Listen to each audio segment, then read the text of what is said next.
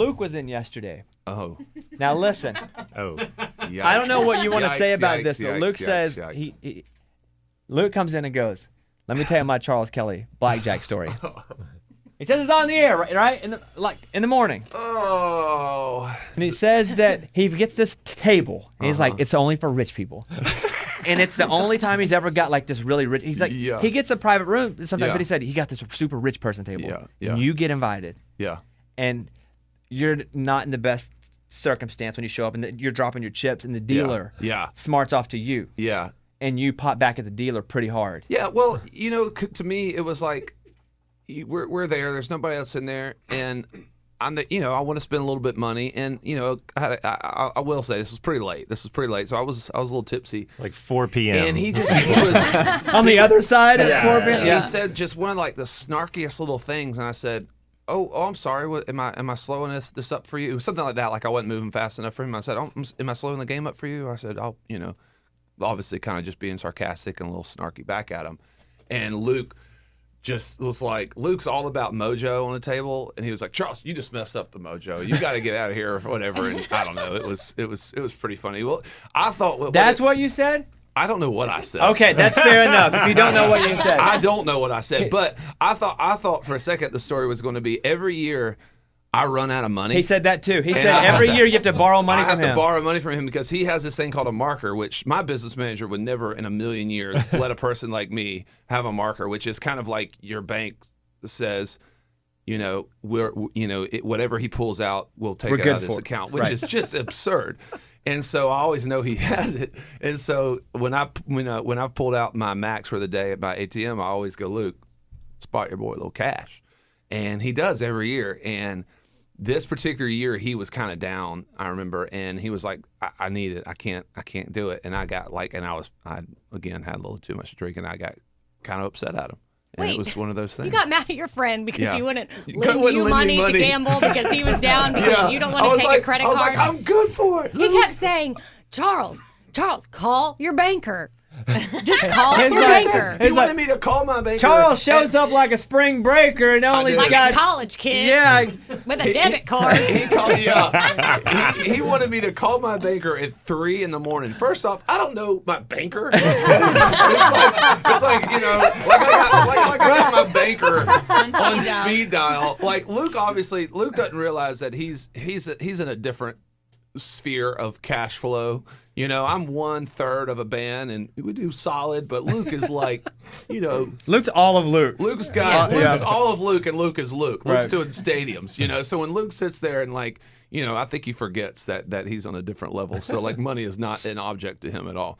Do you feel like, and I think all of you guys will have this. Do you feel like being a parent has changed your adultness? Yes, 100%. Sure. Yeah.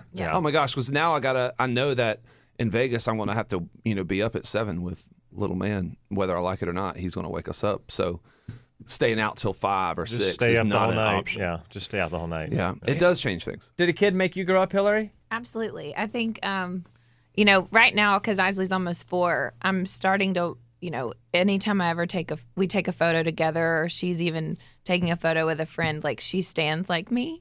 Like she sees me stand in photos, and just thinking about even something so simple, it's like I want her to stay little as long as possible. But for sure, I mean, late nights make the mornings way more difficult, and I think we all kind of learned that the hard way in the very beginning. Of you guys, though, who's got the biggest house? Where did that come from? That's so I was setting random. it up. Yeah. That's so random. Honestly, I don't know. Maybe Dave. I don't know. Dave's is pretty big. Dang. I have an Hillary's unfinished basement, which makes my square footage way too much. But it's just an unfinished basement that you don't use. That's why I want the after party is then at your house. That's why I was at in the unfinished basement. I love it. It's a good before place I to came be. in here, I wanted to I saw, because I don't follow many people, but I follow your guys' Instagram, and I was cracking up at y'all's picture that you took of where your shirt's off. Granger versus Smith the and his Granger Smith band. people. And it made me laugh because that's how we felt when we were out there. We had Sam Hunt open up for us a couple years ago on our tour. And we all go out there and do these big workouts outside, together in the parking lot. And it was like one after the next of these cats are just... Oh, Sam's band's jacked. They're just jacked. Yeah. And we're coming out there and we're like, in our short shorts. Mine are a little shorter than they should be. I'm tall and kind of gangly, and I kind of pasty and not in the best, not as good a shape as let's say I was, when we all kind of started. And it was like, wow. I mean, these guys, they're all like athletes. Yeah. Anyways, it was I could relate. This was long story short. You felt more like our crew. Oh yes. Than like Granger's crew. Yeah. But Granger Smith's crew, they're obnoxiously ripped. Well, like. And oddly, like, wow. Every single one of them. My biggest question is, like, I can't. We ride a lot on the road, and we're doing. How do you find the time to make that such a giant focus? Because then where do you find time to like be artistic or creative? And I don't know. It's a balance. Even like Thomas, like he hits it pretty hard. Yeah.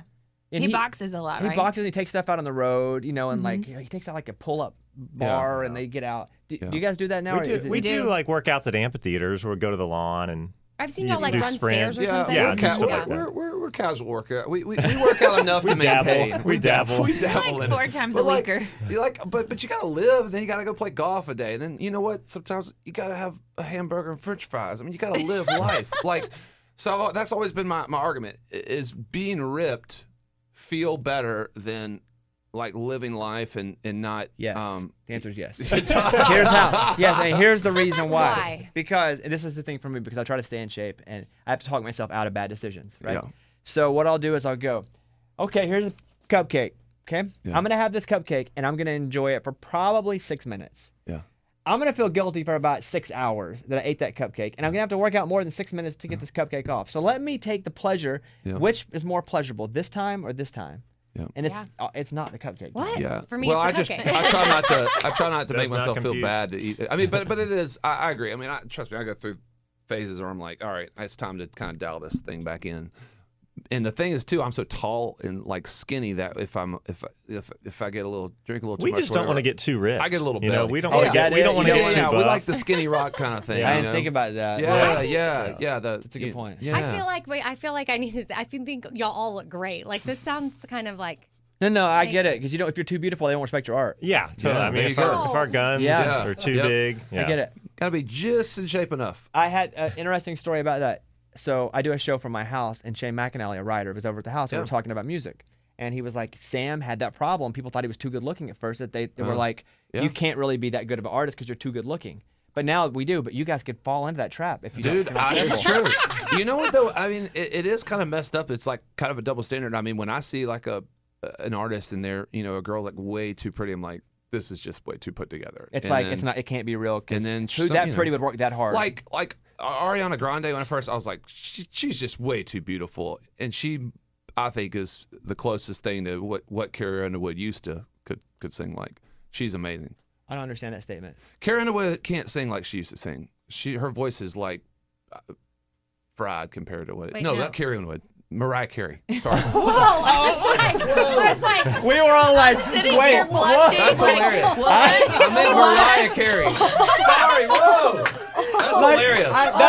That's why I was like, I need you to say that again. Say it again. Well, those two voices are.